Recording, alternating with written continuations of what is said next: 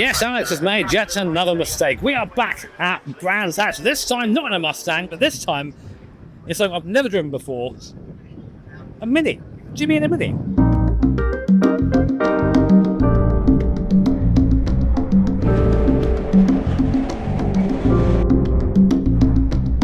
This guy is a level 10 cutie. I'm not sure how much it weighs, somewhere around 700 kilos, like 120-ish horsepower. I don't know the actual figure, and I know the guys are really competitive about what it should be, so please don't quote me on that. And it basically drives like a shoe.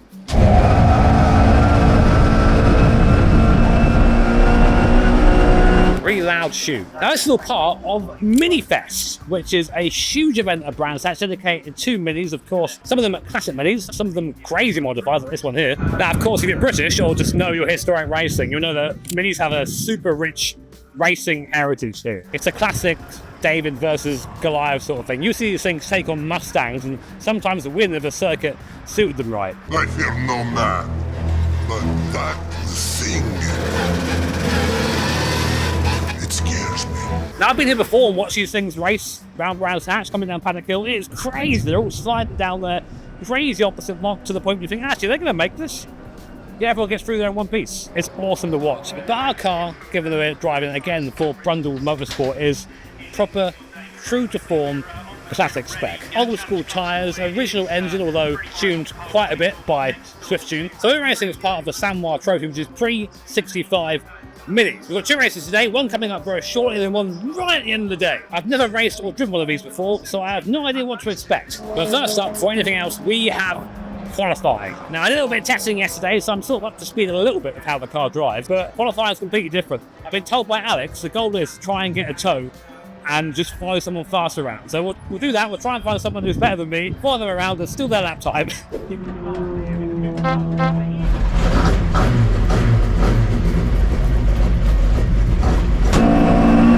So I'm going to yap a little bit at the start of this session, then I'm going to shut up and let you guys watch the driving, because it's just so fun watching this thing scoot about. But qualifying is split into two different sessions. The first session setting the grid for race 1 and the second for race 2. And given that this was a 32 car field, my goal was just to be in the top half of the field. It's my first time in a Mini, so 15th or higher, and I'll be happy with that. But when you put 32 cars around the Brands Hatch Indy circuit, it can be pretty difficult to find your own space.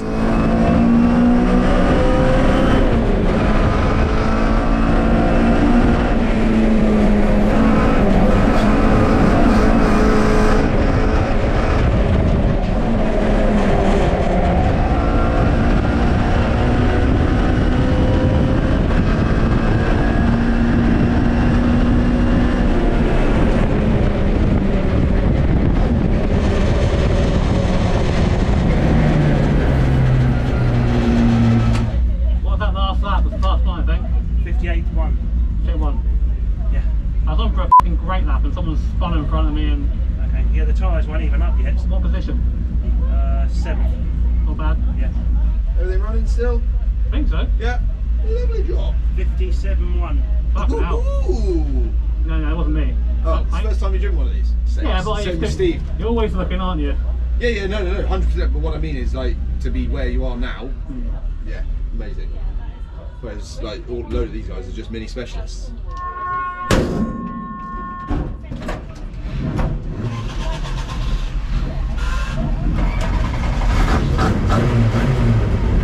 Now, the second session was much quieter and I had much more time to put in a decent lap. So come on board for my best lap of the weekend in the Brundle Motorsport Mini, third gear through Paddock Hill Bend. Let the car dance in the apex, slide down through Paddock Hill, and now up to Druids. Going to go down the second gear at the bridge. And with neutral steer the car, a little bit of lockdown, trying to get the car to move. Ramsey bouncing in the rear right tyre coming off the floor. As we now set ourselves up for the Graham Hill Bend, Rock Hill, using all the roads and a little bit of the green on the right hand side there, just nibbling the curb. A little bit of understeer on the way through, but managing it well. Bad gear change from me there. I was really struggling from second to third gear, but flat into 30s down the car, dancing on the way, and you've got to stay on the throttle, otherwise the car spins at that point. And now into the last corner, into clearways, goes for a very, very long time. A little bit of understeer mid-corner, wasn't quite hooking up nicely there, and now hugging the inside for the shortest possible line to the start-finish line. Fourth gear, across the line, but what's the lap time?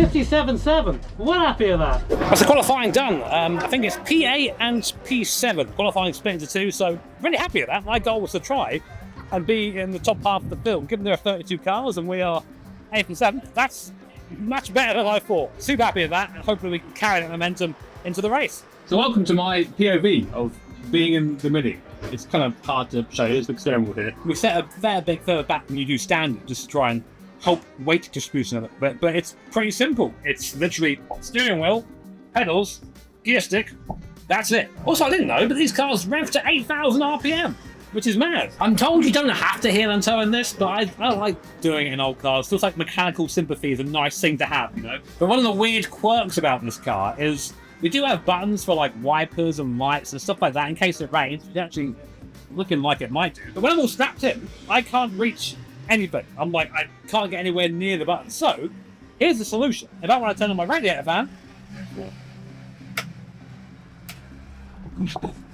just use your feet. Little min guy spotted. So unbeknownst to me, by the way, it's a standing start. No idea how to start this car. We'll find out, I guess.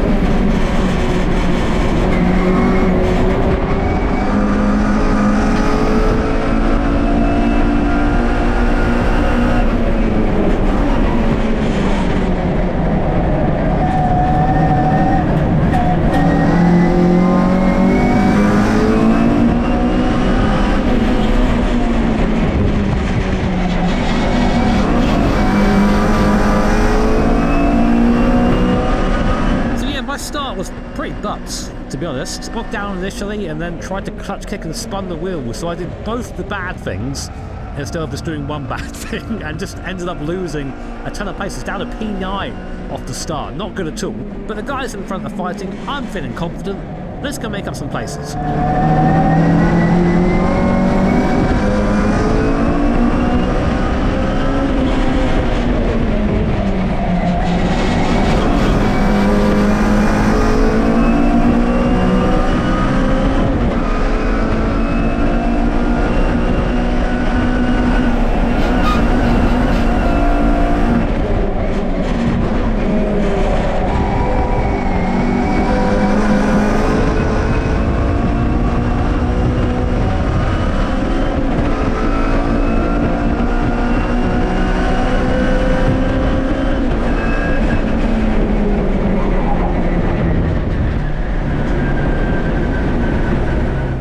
Safety car of the race, hopefully our last, and we're back up to where we started, P8, but I think I'm quicker than the guys in front, so let's get after it.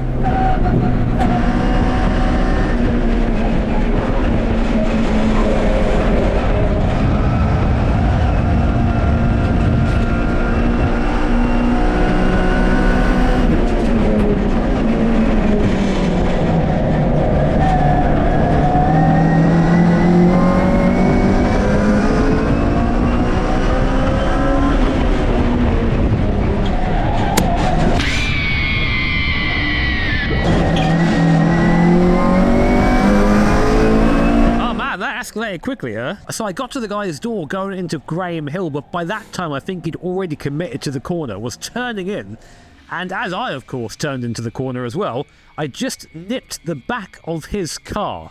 And now these Minis, when they're loaded up on the front wheels like that, there's nothing on the rear. You can reach out and just push them around. So the car starts sliding immediately. Then the driver of the blue car, I assume, gasses up, hits that throttle pedal. That's how you save a front-wheel drive car from having a spin. You just nail it and point the steering wheel in the direction you want to go. But judging by the footage, he overcorrected, shot off in the other direction, and found himself climbing up towards the pit lane. The stewards deemed this as no further action, but I never want any contact in the race. So from my part, very sorry, Mr. Blue Mini. But after all that squabbling, I was about to encounter another problem, being caught by the cars behind. Now Minis, they aren't the most aerodynamic machines. They are just boxes. So when someone gets in your toe, it's very hard to shake them if you have no toe yourself. So now instead of focusing going forward, I'm looking in my mirrors and trying to defend P7.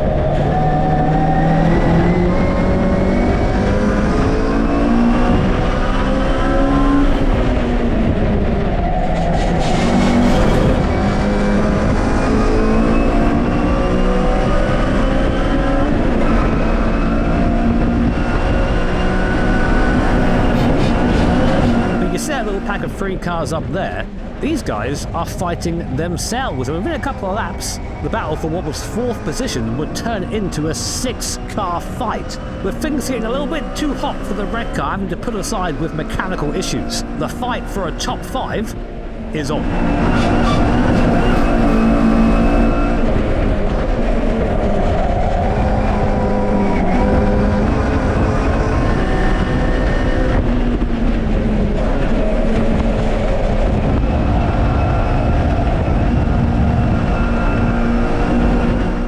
Just as I was thinking about lining up a move on 5th place, the yellow flag comes out, yet another safety car. These mini guys are wild. But as always, the marshals of Brands Hatch are awesome, and we're already green again before we know it.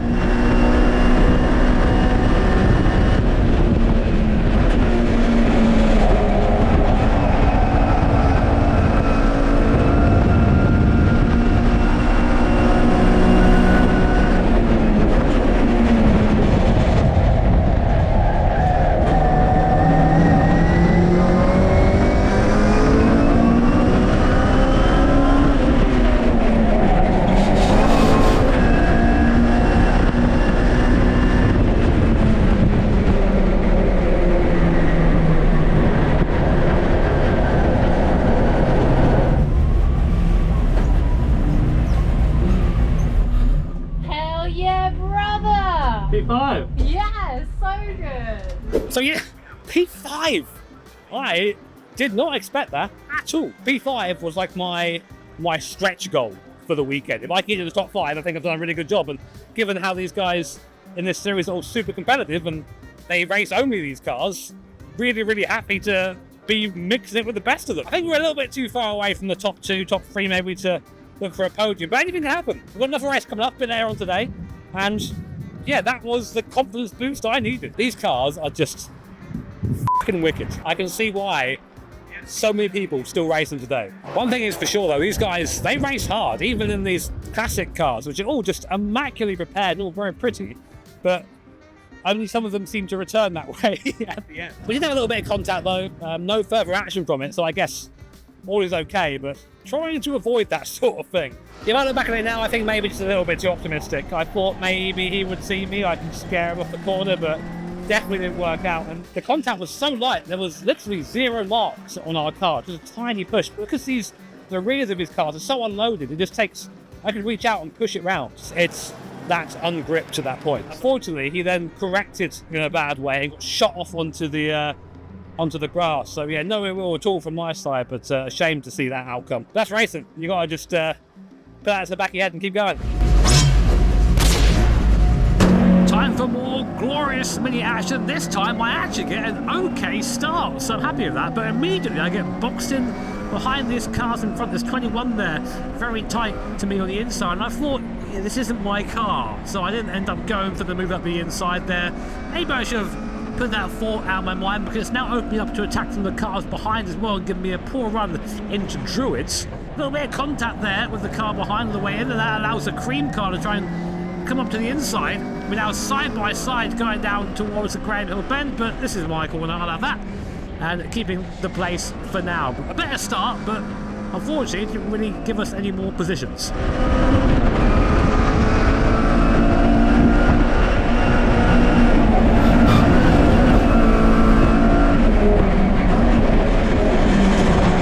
So for the next few laps, I got stuck in this little group of cars here. Just couldn't quite find a way around. But then luckily, on this lap, the green car had a bit of a bad run going down towards Graham Hill Bend. So I've learned from the last race. I'm not going to send it up the inside big time, but just enough to let him know that I'm here. He sees me, gives me the room on the inside. Now it's a drag race towards 30. So it's really fast left-right confidence. I've got the inside. I've decided, well, I'm taking my line here.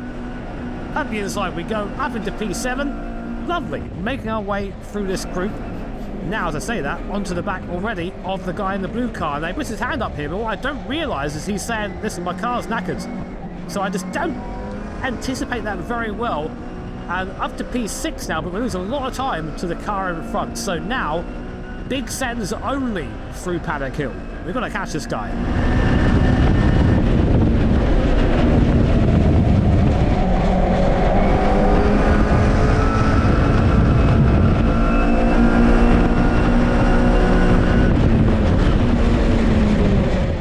As you can see, the car in front is defending for its life, and I just couldn't find a way around. Every time I got a run, he just seemed to have better acceleration out of the corners than I did. And this allowed the light blue car behind me, who'd been rocketing through the field from the back of the grid, to catch up, and he wasn't planning on being patient.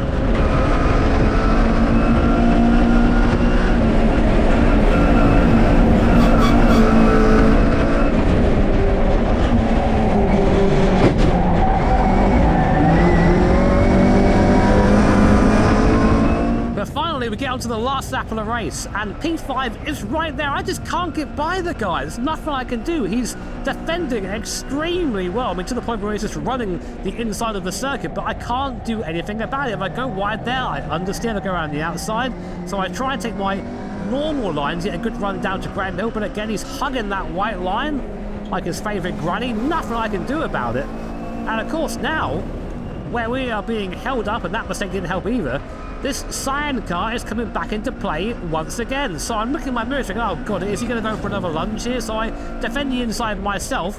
He then goes for a wider line, and I'm thinking now, oh no, I've not only lost P5, I'm going to lose P6 here, but now it's a drag race. I go down to the inside of the circuit here, just get the shortest run possible to line, flat shift into 4th gear, but it's not enough. Guy's got a turbo or something, and I lose out on 6th place by, I think it was 100th of a second. Very frustrating, but that's racing. So it's not so bad. Well, it kind of keeps going. It's a bit. It's shut the door a second. Oh, it's fixed. There you go. I fixed it. Yes, That did well. That's quite a clout on board. How big of a head was it inside the car? It was like, oh, it's like, I turned in thinking, oh, there'll be no one there because there's no room there. Well, there was someone there.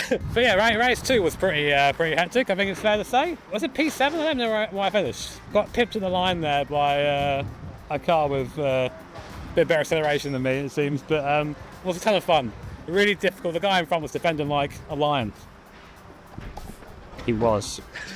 I watched. What's your opinion of the slight ding? You feeling good about it? Yeah, I'm feeling great about it. You know, he needs something to do. I mean, it's only a small hole in the side of the car, and let's face it, the door never sealed anyway. So what I was doing was just encouraging Alex to go and really that last little bit of that last 1% getting the car sorted. if you watch the video where I try and build that car, it takes 35 minutes to an hour. I think more like an hour to put that bit of trim. Because one bit of trim that goes all along the side of it, you realise how hard it is to get that on. You kind of have to like reverse bend it. Let's have you come. I'll do it, guys. It'll take even longer.